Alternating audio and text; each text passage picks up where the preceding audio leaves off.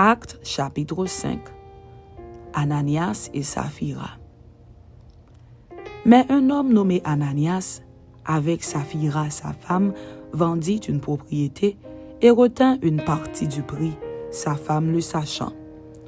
Puis il apporta le reste et le déposa aux pieds des apôtres. Pierre lui dit, « Ananias, pourquoi Satan a-t-il rempli ton cœur au point que tu mentes au Saint-Esprit et que tu aies retenu une partie du prix du champ? S'il n'eût pas été vendu, ne te restait-il pas? Et après qu'il a été vendu, le prix n'était-il pas à ta disposition? Comment as-tu pu mettre en ton cœur un pareil dessein? Ce n'est pas à des hommes que tu as menti, mais à Dieu. » Ananias, entendant ces paroles, tomba et expira. Une grande crainte saisit tous les auditeurs. Les jeunes gens, s'étant levés, l'enveloppèrent, l'emportèrent et l'ensevelirent. Environ 3 heures plus tard, sa femme entra sans savoir ce qui était arrivé. Pierre lui adressa la parole. « Dis-moi, est-ce à un tel prix que vous avez vendu le champ? » « Oui, répondit-elle, c'est à ce prix-là. » Alors Pierre lui dit, « Comment vous êtes-vous accordés pour tenter l'Esprit du Seigneur? Voici, ceux qui ont enseveli ton mari sont à la porte, et ils t'emporteront. » Au même instant, elle tomba aux pieds de l'apôtre et expira. Les jeunes gens, étant entrés, la trouvèrent morte. Ils l'emportèrent et l'ensevelirent auprès de son mari. Une grande crainte s'empara de toute l'assemblée et de tous ceux qui apprirent ces choses. Succès croissant des apôtres. Beaucoup de miracles et de prodiges se faisaient au milieu du peuple par les mains des apôtres. Ils se tenaient tous ensemble au portique de Salomon, et aucun des autres n'osait se joindre à eux, mais le peuple les louait hautement.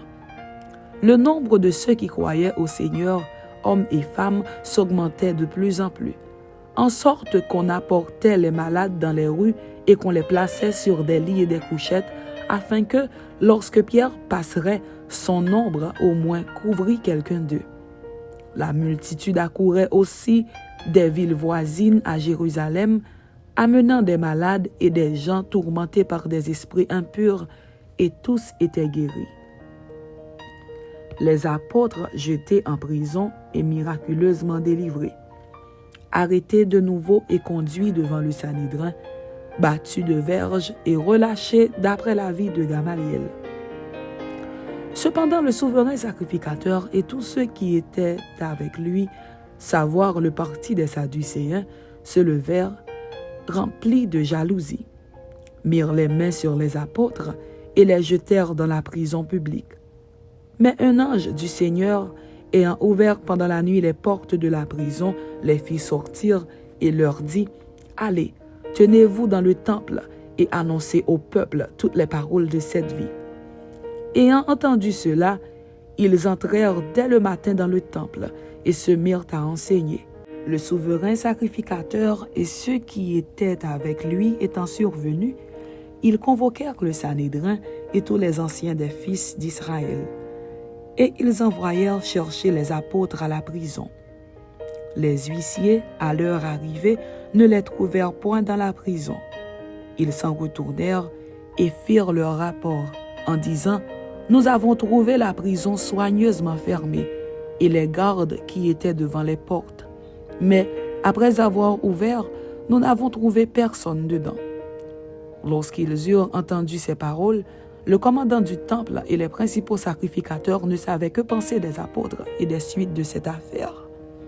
Quelqu'un vint leur dire, « Voici, les hommes que vous avez mis en prison sont dans le temple, et ils enseignent le peuple. » Alors le commandant partit avec les huissiers et les conduisit sans violence, car ils avaient peur d'être lapidés par le peuple.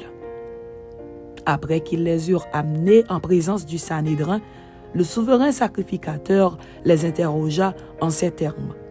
« Ne vous avons-nous pas défendu expressément d'enseigner en ce nom-là? Et voici, vous avez rempli Jérusalem de votre enseignement et vous voulez faire retomber sur nous le sang de cet homme. » Pierre et les apôtres répondirent, il faut obéir à Dieu plutôt qu'aux hommes. Le Dieu de nos pères a ressuscité Jésus que vous avez tué en le pendant au bois. Dieu l'a élevé par sa droite comme prince et sauveur pour donner à Israël la repentance et le pardon des péchés. Nous sommes témoins de ces choses, de même que le Saint-Esprit que Dieu a donné à ceux qui lui obéissent. Furieux de ces paroles, il voulait les faire mourir. Mais un pharisien nommé Gamaliel, docteur de la loi, estimé de tout le peuple, se leva dans le Sanhédrin et ordonna de faire sortir un instant les apôtres. Puis il leur dit, « Hommes israélites, prenez garde à ce que vous allez faire à l'égard de ces gens, car il n'y a pas longtemps que parut Teudas, qui se donnait pour quelque chose et auquel se rallièrent environ 400 hommes. Il fut tué et tous ceux qui l'avaient suivi furent mis en déroute et réduits à rien. Après lui parut Judas le Galiléen à l'époque du recensement, et il attira du monde à son parti. Il périt aussi. Et tous ceux qui l'avaient suivi furent dispersés. Et maintenant, je vous le dis, ne vous occupez plus de ces hommes et laissez-les aller. Si cette entreprise ou cette œuvre vient des hommes, elle se détruira. Mais si elle vient de Dieu, vous ne pourrez la détruire. Ne courez pas le risque d'avoir combattu contre Dieu. Ils se rangèrent à son avis et, ayant appelé les apôtres, ils les firent battre de verges, ils leur défendirent de parler au nom de Jésus et ils les relâchèrent. Les apôtres se retirèrent de devant le Sanhédrin, joyeux d'avoir été jugés dignes de subir des outrages pour le nom de Jésus. Et chaque jour, dans le temple et dans les maisons, ils ne cessaient d'enseigner et d'annoncer la bonne nouvelle de Jésus-Christ.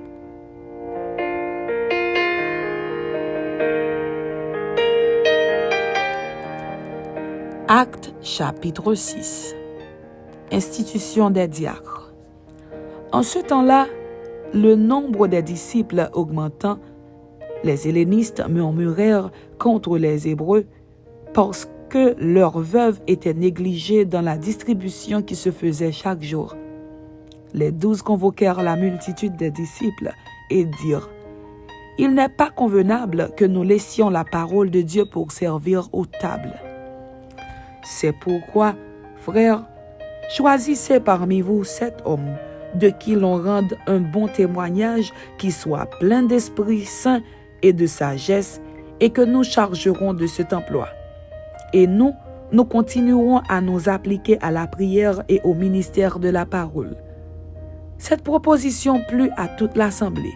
Ils élurent Étienne, homme plein de foi et d'Esprit Saint, Philippe, Procor, Nicanor, Timon, Parménas et Nicolas, prosélyte d'Antioche. Ils les présentèrent aux apôtres qui, après avoir prié, leur imposèrent les mains. Étienne, accusé de blasphème, traduit devant le Sanhédrin et lapidé par les Juifs. La parole de Dieu se répandait de plus en plus. Le nombre des disciples augmentait beaucoup à Jérusalem et une grande foule de sacrificateurs obéissait à la foi. Étienne, plein de grâce et de puissance, faisait des prodiges et de grands miracles parmi le peuple. Quelques membres de la synagogue dite des affranchis, de celle des Cyrénéens et de celle des Alexandrins, avec des Juifs de Cilicie et d'Asie, se mirent à discuter avec lui. Mais ils ne pouvaient résister à sa sagesse et à l'esprit par lequel il parlait. Alors ils subornèrent des hommes qui dirent, « Nous l'avons entendu proférer des paroles blasphématoires contre Moïse et contre Dieu. » Ils émurent le peuple, les anciens et les scribes, et, se jetant sur lui, ils le saisirent et l'emmenèrent au Sanhédrin. Ils produisirent de faux témoins qui dirent, « Cet homme ne cesse de proférer des paroles contre le lieu saint et contre la loi. Car nous l'avons entendu dire que Jésus, ce Nazaréen, détruira ce lieu et changera les coutumes que Moïse nous a données. » Tous ceux qui siégeaient au Sanhédrin ayant fixé les regards sur Étienne, son visage leur parut comme celui d'un ange. Amen. C'était Actes chapitre 5 et Actes chapitre 6. Que Dieu vous bénisse. Amen.